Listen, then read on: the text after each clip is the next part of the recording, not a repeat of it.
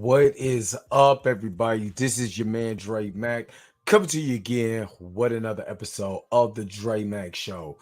You already know we're gonna talk about The Last of Us because another banging episode from the people at HBO and HBO Max. So what I'm gonna do is a reaction, recap, review, however you want to talk about it on this episode. So if you are a Last of Us fan, make sure that you stick around for everything, man. Make sure that you guys give this video a thumbs up. If you're watching this video, make sure you give this a thumbs up in the comment section. Make sure to like, share, and subscribe too. But the real question is, Are you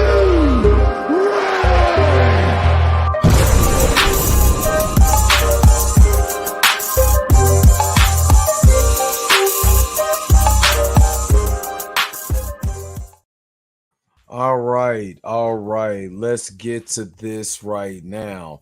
And this episode is brought to you by Clickers. Seems like the post-apocalyptic treat. Uh oh man, this episode, man. Last episode, I'm not gonna lie, last episode I had me very much in my feelings, and that is the power of good dialogue, good writing, and all of that. This particular episode, I'm starting to tie a lot of themes together, and I've been saying this a lot. Oh yeah, everybody that's coming into the show right now, I do appreciate you guys. Make sure to comment in the comment section. Make sure again to give this video a thumbs up. Let this push through the algorithm. Let people see that we can all enjoy this show together. So let me get right into it. With this show. This particular episode is really an Ellie base episode.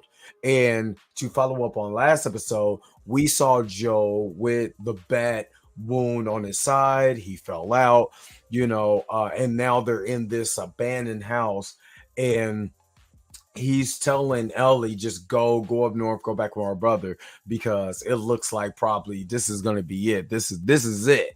You know what I mean? And she doesn't want to let him go. She hesitates just a little bit, and then we get into a complete flashback about her. Now, I know that this part is lifted from the game. This is one of the most talked about parts of the game, where she has this flashback of where she came from and her background and the things that she had to experience, which is a great way to kind of understand her character a lot more. We got this from Bill and Frank. We also got this from Joel in the first episode. We was waiting for the Ellie episode, and this looks like it's going to be it, where Ellie now has to we give her backstory and actually have to see where she comes from. What's her story? And she starts off, she's in the camp, with the Fed in the federal camp, and she's getting bullied by a girl. She just doesn't want to run extra laps. She's pacing herself or whatever, just listening to her Walkman, just doing her own thing. And one of the girls didn't like it, and she ended up punching her in the face because she was like, I guess she made a reference to Riley, not being there. And we are eventually introduced to Ellie. I mean, introduced to Riley. I'm sorry, introduced to Riley. Riley comes in. She basically scares her half to death, And Ellie gang. I'm not gonna lie, Ellie. I love her character because she is so gangster. I'm not gonna lie, she has something in her that I kind of like. You know what I mean? And she was getting ready to stab her best friend, who just came out of the blue with a knife. So they go into this whole thing about where she's been. She had to tell her, hey, I went with the Fireflies. You know what I mean? And it's like, this some kind of recruitment trip or whatever. What's the deal? You know what I mean? And why would you do that? They kill our soldiers. They kill this. And you could tell that Ellie, you know what I'm saying, doesn't know anything else but Fedra. And Riley is like, well, there's an opposite side to this, and don't believe the hype, don't believe in the propaganda, don't believe in any of that. But she also wants to take her out on the night. And there are hints. And again, if you played the actual video game, we already know that this was a thing where it's revealed in the game that Ellie had feelings for Riley, and Ellie is a gay character in this franchise. In this episode, they go and she takes her on a trip to the mall. Before that, you're going and you're spending time with them, and she's actually explaining, the propaganda that they spell out for like the Fireflies, and because she was part of Fedra, she already knows what Fedra is and what Fedra's getting ready to, was getting ready to do. They basically had her on crap detail, watching people clean out the sewers. And we get a flashback when Ellie is actually talking to, I think it's called I think his name is Sergeant Quan or Captain Quan, and he's telling her like, hey, this is your life right now. You can either keep going to the hall, be an idiot, and go and be with these and be a part of crap detail, basically shit detail. It is what it is. Or you could be telling the people like the Beth girl that she fought, what she could be. And she's telling her, like, look, this is where they was gonna put me. So what do you think they're gonna do with you? They can feed you all this crap, like, oh, you could be this soldier, you could be that, and all of this, but what exactly are you gonna be at the end of the day? You know what I mean? So again, that's a great dynamic of the actual character. You see this duality going on with this actual character. So we move into, they're going into the mall and they're spending time with each other. And before that, they run across some dude who OD'd over pills. And I'm not gonna lie, the way that he was looking, I thought he was a clicker. Like, I thought he was already been bit. He was like in a process of changing or something, because he had all this stuff coming out of his mouth, and obviously they took his booze, but he OD'd over the booze and the pills. So they took him, and it was kind of like, I'm not gonna lie, I'm not afraid of like scary movies and stuff like that, but I'm not gonna lie, I kind of jumped just a little bit, just a teeny bit, when that dude fell down the thing collapsed and he fell. And I was like, what the hell? And then I started laughing, like, because they were laughing. I was laughing. I'm not going to lie. You would have said, I thought that was funny. So you go into the mall scene, and then they're walking around the mall. And this is basically, I would say, their first date, or however you want to call it. And basically, if you could read the room, they're digging each other. It's not just Ellie just had feelings for Riley. Riley had feelings for her too. She's the one who gave her that joke book, the pun book. Excuse me. She's the one who gave her that. That's why it's so sentimental to Ellie, And Ellie was truly right, though. She has seen things, and she had to kill that clicker, that eventually attacks them. But they go and they play in Mortal Kombat 2. That's playing in the background back here. They're having a good time, having fun, enjoying each other's time. They get to playing these songs. You know what I mean? Hooked their Walkman up to the, which I kind of do remember that hooking the audio cable up to another audio cable source to listen to music or whatever, and they kiss for the first time, and then the clicker comes out, because this is the scene. It seems like this is the theme of the show. You get to start having fun and post-apocalyptic world. Oh, most definitely, it ain't gonna last long, and that's what happened. It did not last long at all. You know what I mean? So the clicker comes out, doing this thing or whatever, and bites both Ellie and Riley. And it was really like, oh my God, this is kind of crazy that, yeah, I mean, this is straight from the video game, this is straight from the source material, but I'm like, does anybody have any hope in this post-apocalyptic world? Because it really doesn't seem like it. And it was funny because in this episode, to me, there wasn't a lot of, exposition. Oh, and I almost skipped a part. So I did skip this part. I can't believe I did that. Okay, so there is the scene where Ellie is going down to this area, and it looks like a kitchen or something like that for the mall, or just a storage area. And she looks up and she looks at the bottom and she sees the blanket and like a can of like an open can of beans or something like that. Said, "Oh, this is where you've been staying at for a while, right?" And she's like, "Yeah, kinda." And she goes over and looks and she sees all these man-made bombs. And she was like, "You didn't bring me down here to spend time with me. You were trying to recruit me." And technically she was. All Riley wanted was for her and Ellie to be together. And that's what it's just her, us just be together. That is her best friend. No matter what the feelings, the other feelings that they had for each other, that was her best friend. And she wanted someone to be by her side on this journey. That's why it was so important for her to go to the Fireflies, and why Ellie seeked out the Fireflies in the first place, to be a part of the Fireflies, because they knew that she was immune, all this other stuff. Because they mentioned, I can't think of the lady's name like offhand, but put it in the comment section. You know who I'm talking about. And Ellie gets pissed. She's like, "Dude, I really thought you was here for me, but you're not really here for me. You're really here to recruit me for your just cause. And I don't believe in your just cause at that time." And she's pissed that she walks off. And you know how it is. You get mad or whatever. If this why she's which I thought was genius. This was cool. I'm not gonna lie. As a person that just loves just silly humor, she's walking off. And all she hears, help me.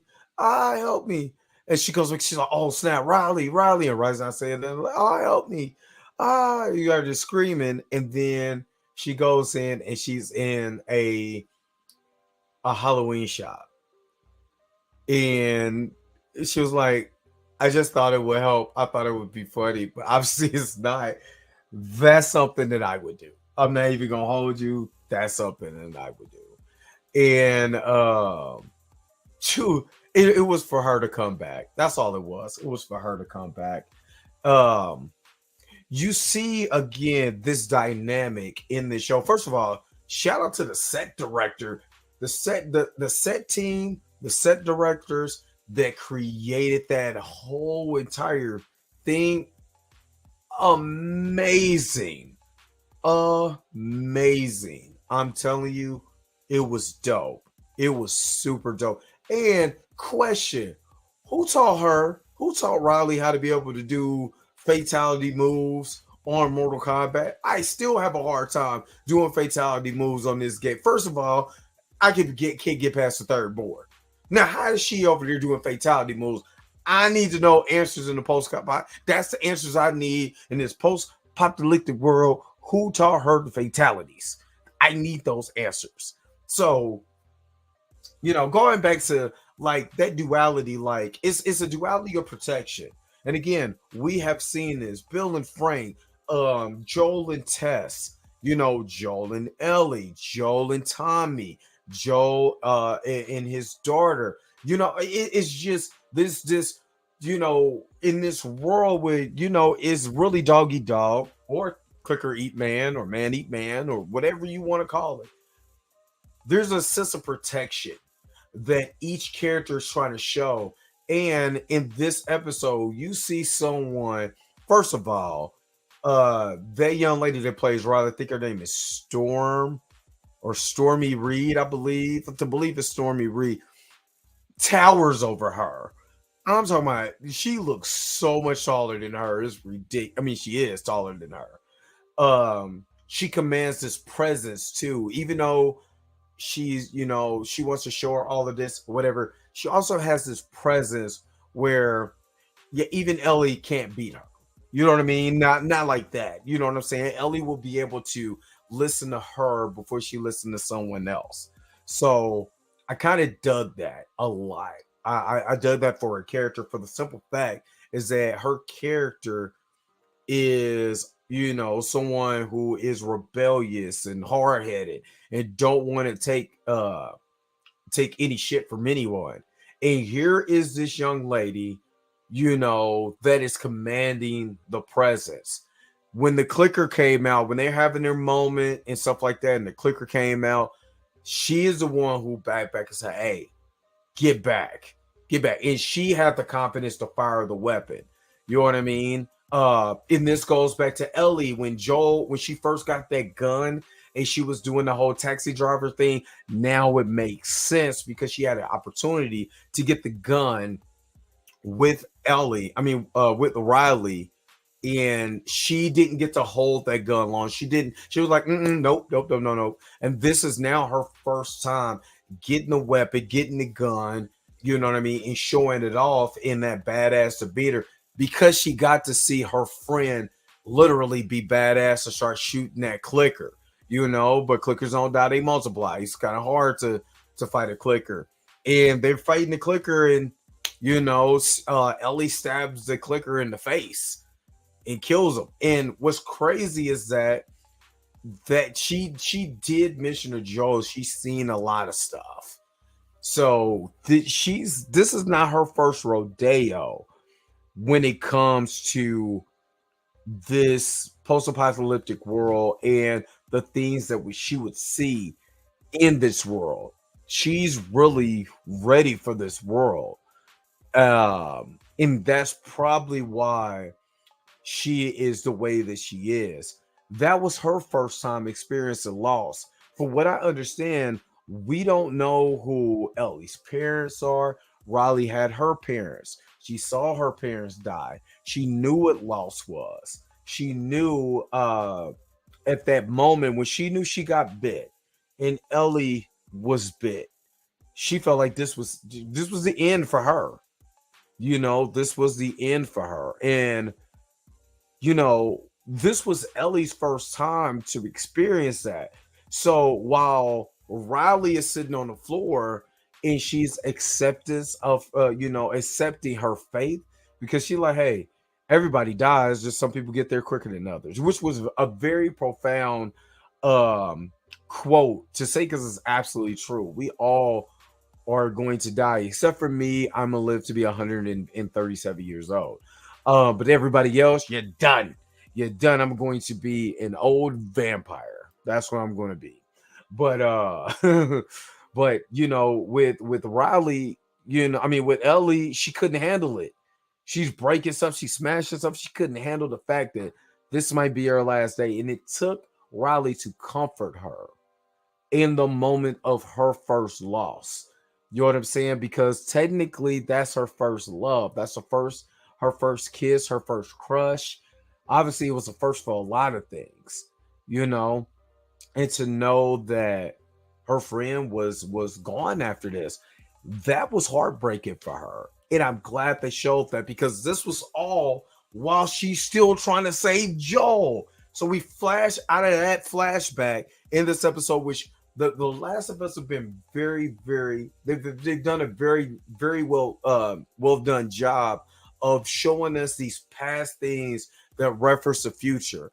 And while Joe was sitting down there dying, she's like, I refuse to. So she did what every character in every video game does: go find a med pack. And she found some string and a needle and start sewing that man wound up. Saying, I ain't gonna lie, I know how that feels. Trust me, I know how that feels.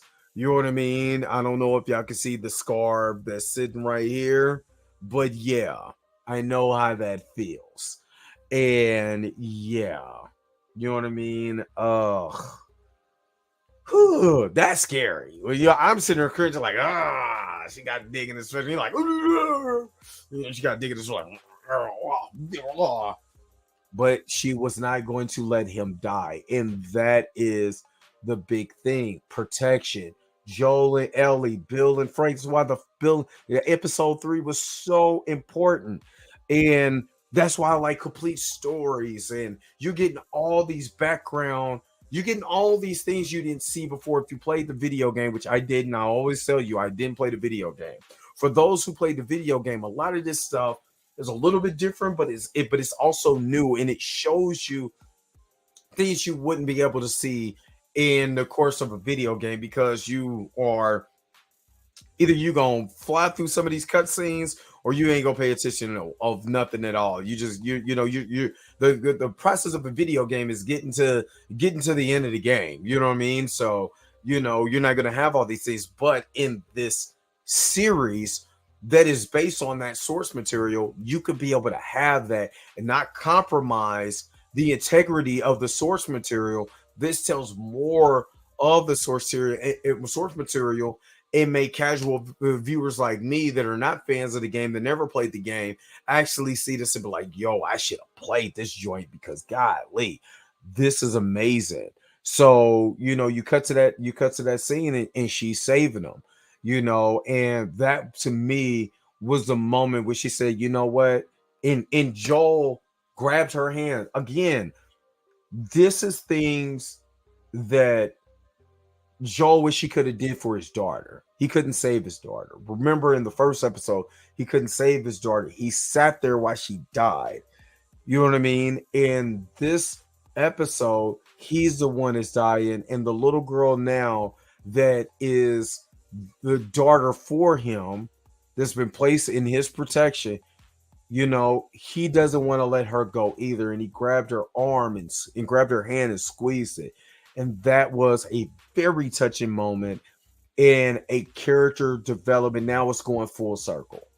And this is why this has been one of the best shows on television. If you're not watching The Last of Us, I don't know what's wrong with you. I honestly don't. This has been, like I said, last episode had me crying. You know what I mean? Just doing the live with you guys, you know, sit around and talking with you guys, you know, and I love doing this. And I was so much in my feelings because I understand the character and the narrative and all of this. So I'm just happy to be able to experience the show with you guys and be able to have these conversations and dives. But what do you guys think? What do you guys think about The Last of Us? Is a show that you will watch? Is you don't really care? You know what I'm saying? Or, you know, you're a diehard fan of the source material and seeing this played out. What do you think about this, man? Make sure to pop it in the comment section. Make sure to comment below in the comment section. And again, don't forget to like, share, subscribe. Don't forget, never, ever, ever forget to hit the bell notification so you never miss one of my videos. And you know, hey, if you guys got ideas or you got something that you want me to talk about, like a video, or you see something, you know, in the comic book realm, like, hey, Dre, I want you to talk about this, man, because this is crazy. Let me know in the comment section, man. Until next time, I'll holler at you guys later. Peace and vibe higher. Let me get up out of here. If you came to this portion of the video, thank you so very much for sticking around for the entirety of the video. Don't forget to like, share, and subscribe. Don't forget to hit the bell notification so you never miss one of my videos. And if you want to get a little more personal with me, hit me up on my Instagram, hit me up on Twitter, or any of the social medias that you see below you. Until next time, I'll holler at you guys later. Peace and vibe higher.